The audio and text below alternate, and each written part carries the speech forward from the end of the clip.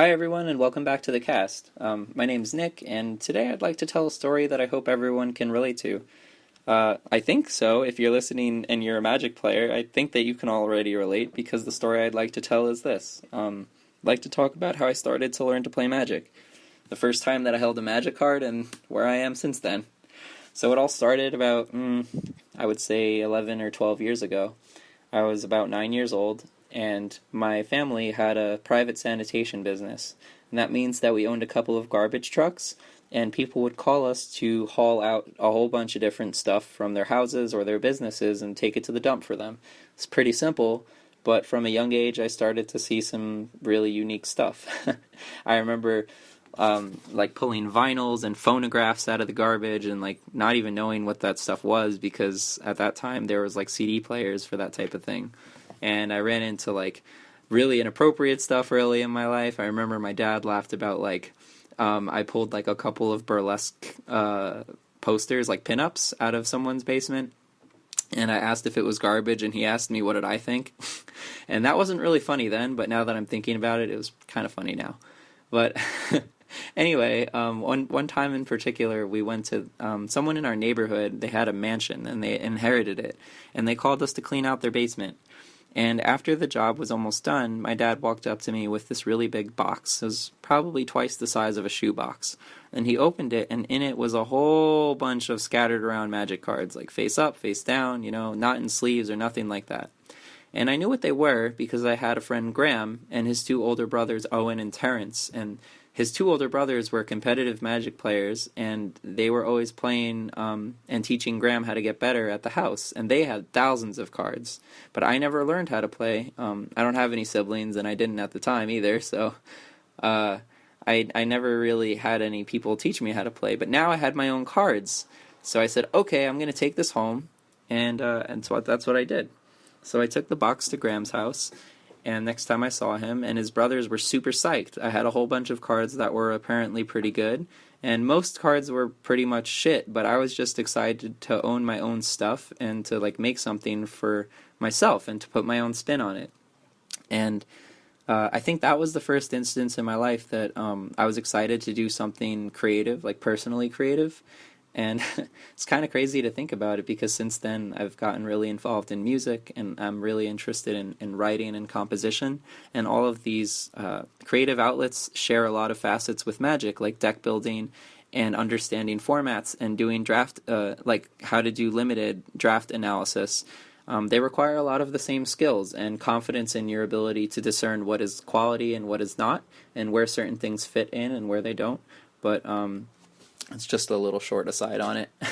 Anyway, I remember I had like some worldly tutors, some enlightened tutors, and then I had crap like Yoshin Soldier and Terror and Fear and Word of Binding and Withering Boon and a whole bunch of really obscure stuff as well, even down to something as simple as Raging Goblin and like Goblin War Chief and stuff like that. I had a pretty big mixed bag, and my learning experience kind of differs from how I play Magic now, because I built a mono-white deck, and my big play was like Cho Mano Revolutionary with Pariah, so it was like mono-white control until I would like slam Congregation and have a whole bunch of life from everyone else trying to jam their own creatures, because we were playing multiplayer like casual.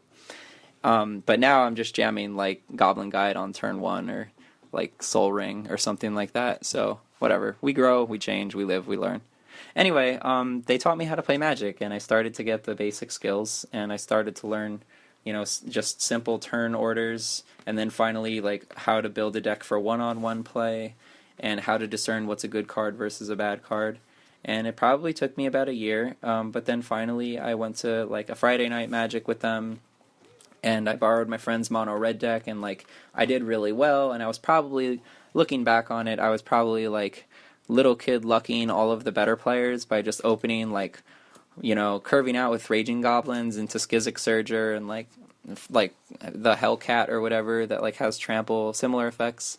But, like, those are great experiences looking back on it because, man, it just goes to show you, like, sometimes you're just in the right place at the right time, because if I didn't go with my dad to pick up that, to do that job, I don't really know where I'd be without picking up Magic because it's just taught me so many skills that have translated to other facets of my life. I mean, like, forget even hobbies. When I went to that Friday Night Magic, and like I mentioned, like little kid luck and people being better than me, they showed a lot of patience, and some of them were enthused to play against me, and some of them were kind of pissed that I was even there because I was the youngest person, and like I didn't just go like 0-3 and left. Because like those skills now, that the fact that like when you grow up, you're gonna have to deal with a lot of people in life that maybe don't have a great impression of you, or you don't have a great impression of them.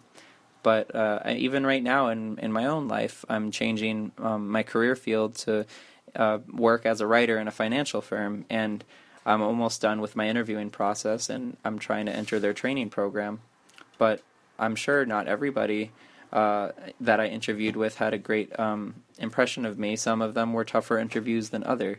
But I remember as I continued to grow as a Magic player, I had a lot of opponents that didn't want to deal with a young kid, or like they looked at my unsleeved deck and they had poor impressions of me because they thought I wasn't taking things seriously, or I was unqualified to play against them, as some people feel like some of my interviewers may have felt I was unqualified for the interview because I'd never worked in finances before.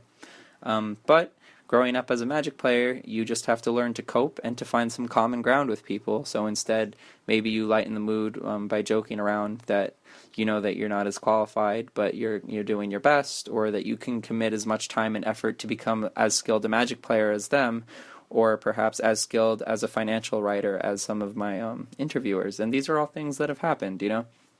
So, I wanted to tell this story because I was walking down the street and I saw some kids talking about like maybe 9 or 10-year-old kids, and they were discussing this really cool Brizella Proster in the window of a local game store, and they were talking about maybe buying their first packs of Magic cards, and I urged them to go do it and go talk to the store owner about getting some intro packs. And they did, and they went in there, and I saw them talking to the guy, and as soon as I got home, I started recording, and I just wanted to get all of these thoughts down, because yes, it's nostalgic, and yes, it's perhaps circle jerking a game that is in fact not perfect, but I remember just having a lot of positive influences come into my life the moment that I started to pick up Magic, and I was a lot happier that I found some medium for me to better myself. I found some medium for me to understand creative problem solving and challenge myself in ways that I couldn't do at school, because I was interested in the content here, but I was losing more often than I was winning, and that wouldn't fly in school because I can't fail more tests than I pass, because that would have a negative effect on me instead of a positive one. And even though I was losing so often in Magic, I was happy to lose to better players because I knew that each time I lost I was getting closer and closer to either a victory or just like a more satisfying loss where like victory was in grasp, right? So man, it's like a trip down memory lane to tell this story, but I hope that you guys can relate, because everyone's initial experience playing Magic is probably really different. I'm sure that there's some people that learned by themselves, and there are some people that learned with bigger groups, like maybe they started with a whole bunch of new people, but my experience was people mentoring me, and a lot of me asking for help and giving people their due time and respect to explain their own perspective on the game, because who was I to say that I understood when I was obviously losing to the better players.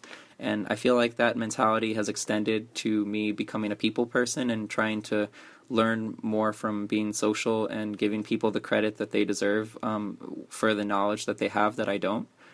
And it's taken a long time for me to mature up to adapting that as a mentality instead of just knowing it's something that exists. Had I not started to play Magic, I don't really know that I'd be 22 and of this state of mind. It's helped me a lot in terms of finishing college and making relationships with my professors and other friends that I feel like are successful, positive influences to be around. And I have Magic to thank for that, because yeah, it's just a game. Yeah, they're just guys and they're just mostly men just playing this game, or even some kids, right? But all of the learning that goes on in the game, you don't forget that you learned. You're not going to forget that you either lost or you won, or that you at one point weren't so strong of a Magic player, you're not going to forget the fact that you've progressed. So the methods that have allowed you to learn and cultivate yourself as a quality player, that have allowed you to understand things that you previously didn't understand, that's just raw education. Although it's in the medium of a game, I think it's extremely important. I mean, as someone that's worked in public schools before, and I'm really passionate about special education as well, I think that there's a lot of validity that goes into learning through game theory, and we need to give it its proper credit, just like we give people their proper credit in the Magic community for being accomplished players.